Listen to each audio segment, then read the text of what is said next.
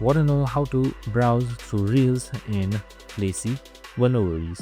In this video, I'm going to show you an easy step-by-step guide on how you can do it. It's super simple and under a minute, so let's get straight to it. Now, first things first, simply open up your Playsee application, and once you've opened it up, here you should be provided with this interface right here, and you should be logged in by default because this is a guest login.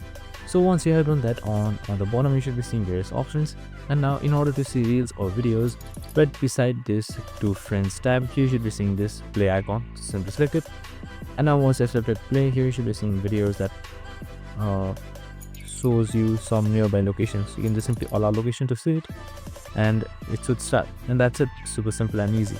I hope this video helped. If it did, make sure to like, subscribe, and tune in with us for more of these videos. Have a good day and see you in the next one.